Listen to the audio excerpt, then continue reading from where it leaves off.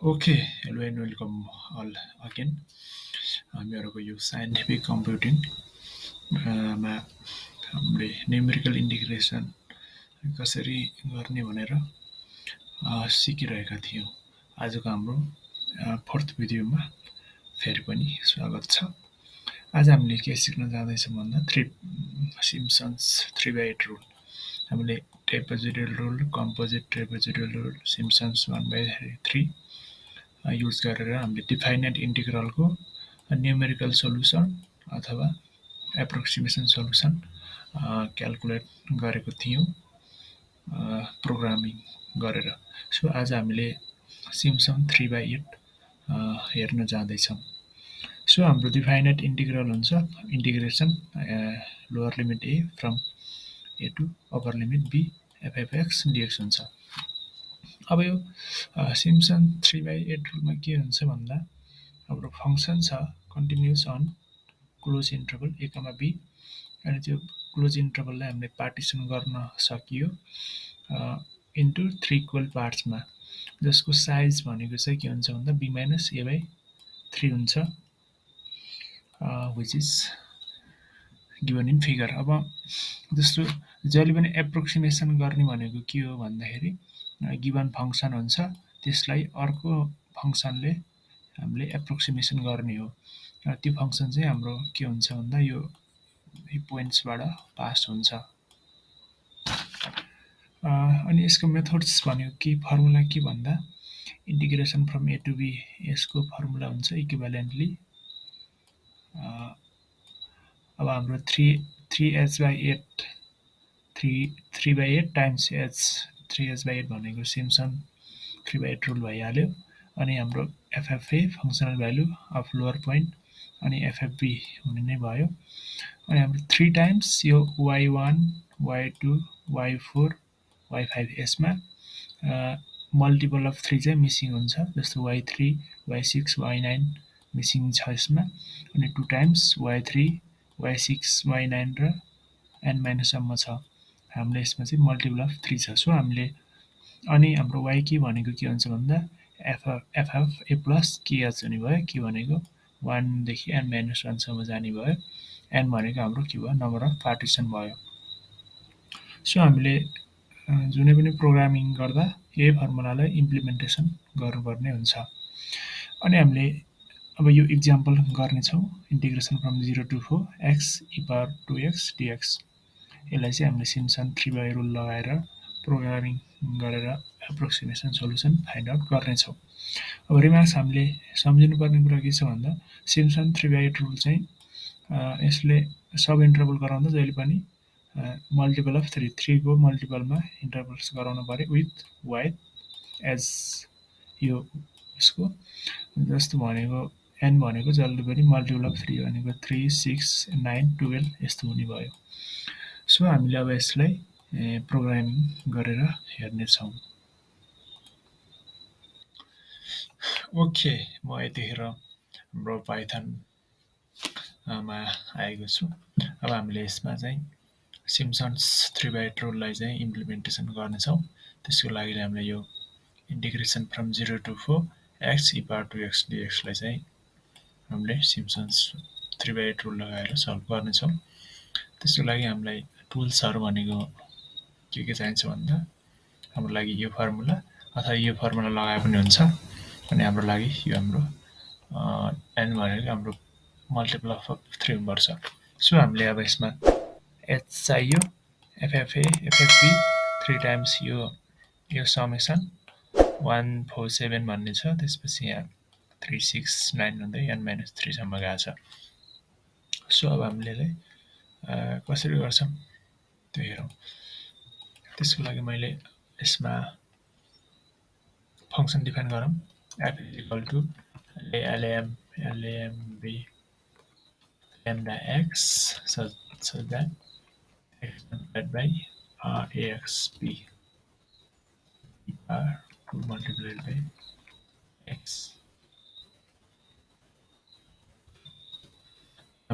भयो यो म्याथमा फङ्सनल प्रोग्रामिङ जस्तोको लागि युज हुन्छ। अनि हामीले ए इक्वल टु हाम्रो 0 छ, बी इक्वल टु 4 छ, एन इक्वल टु हाम्रो 6 ले मल्टिपल अफ 3 हुनुभयो। एच इक्वल टु हाम्रो के हुन्छ b minus a by n भएर क्यालकुलेट हुन्छ। अनि त्यसपछि हाम्रो एफएफए आइहाल्छ, हाम्रो यसमा एफएफए आइहाल्छ, एफएफबी आइहाल्छ। अब यसमा हामीले यो समेसनको लागि काम गरौँ।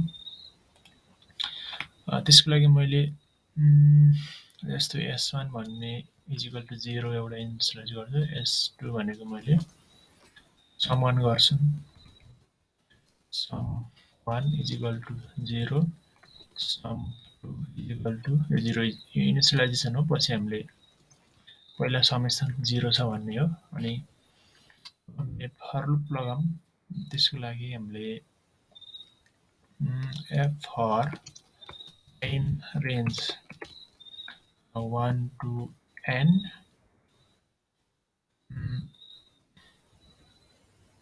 1 to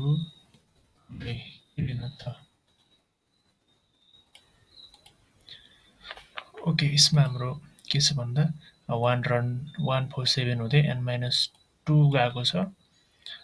त्यही भएर हामीले यसमा चाहिँ के गर्नु पर्यो भन्दा 1 कमा n माइनस 1 n माइनस 1, किनकि अब रेन्ज फङ्सनले n माइनस 1 भ्यालु दिन्छ, त्यसैले n माइनस 1 भएर n माइनस 2 नै भयो। कमा 3 को स्टेपमा गरेपछि यो आइहाल्छ। अनि xi इजिकल टु मैले a plus i multiplied by h गर्छु। यो a प्लस is भनेको के भन्दा हाम्रो लुप आएर i 1 to 3 हुँदै हुँदै यो यसरी यो यहाँबाट आउँछ, त्यसको लागि भनेको यो ffxi को लागि हो। अनि मैले के गर्छु भन्दा अब हामीले समलाई अपडेट गर्नुपर्छ, sum 1 equal to sum 1 plus हाम्रो फङ्सनल भ्यालु अफ xi छ, हाम्रो फङ्सनल भ्यालु भयो। अनि हाम्रो अब यसैमा चाहिँ के गर्नुपर्ने छ भन्दा यसलाई मैले ब्राकेटमा राख्छु, यसलाई होल ब्राकेट दिन्छु, यसलाई पनि एउटा ब्राकेट दिएर हाम्रो के छ भन्दा यो एफएफ प्लस एक्स पनि यो दुईटै समेसन गर्नु छ। त्यसैले मैले के गर्छु भन्दा प्लस एफएफ एक्सआई प्लस के छ एक्सआई प्लस 1 रहेछ, एक्सआई प्लस 1 यसरी गर्छु। अनि हाम्रो अर्को समेसनको लागि पनि काम गरौँ। यो समेसनको लागि यसमा त हाम्रो 369 हुँदै n माइनस 3 सम्म जानु छ। सो मैले के गर्छु भन्दा यो लुप अब फर अर्को लुपमा j इन रेन्ज 3 बाट सुरु भयो, 3 कमा n कमा डाइरेक्ट यो 3 भइहाल्यो, 3 6 9 यस्तो दिने भइहाल्यो। अनि y मैले चाहिँ xj गर्छु,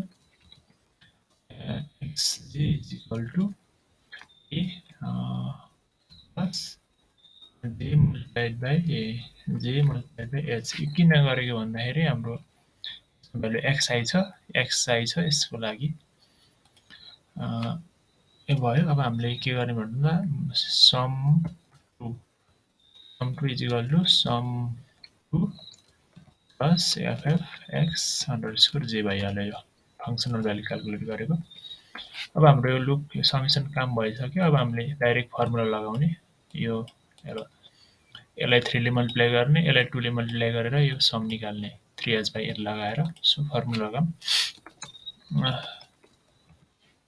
लगाऊँ, के भन्दा RSULT result is equal to 3 divide by S divide by 8 अनि multiplied by FFA plus FFB plus 3 multiplied by हाम्रो एसयुएम सम 1 हो, प्लस 2 मल्टिप्लाइड बाई सम 2 हो। हाम्रो यसमा यो फर्मुला अनुसार 2 multiplied by sum 2, 3 multiplied by sum 1 अनि FF र एफएफबी 3h बाई 8। सो अब हामीले यसलाई के गर्नु पर्यो, प्रिन्ट गर्नु पर्यो। print print app rex as well is भनेर मैले RAND राउन्ड RESULT रिजल्ट कमा 4 डेसिमल प्लेसमा चाहिँ राउन्डिङ गर्छु मैले तपाईँलाई रन गर्छु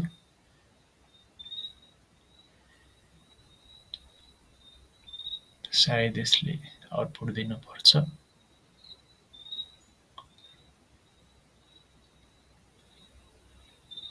गुगल कोल्याबमा फर्स्ट टाइममा रन गर्दा टाइम लाग्छ त्यसपछि खासै लाग्दैन यसमा एरर आएको छ हाम्रो EXP इज नट डिफाइन भनेको छ EXP भनेपछि हाम्रो एक्सपोनेन्ट क्याल्कुलेसन भएन यसको लागि मैले इनपुट म्याथ गर्छु अनि MATS डट गर्छु x चाहिँ इज नट डिफाइन भन्यो x चाहिँ मैले क्यापिटल गरेर रहेछु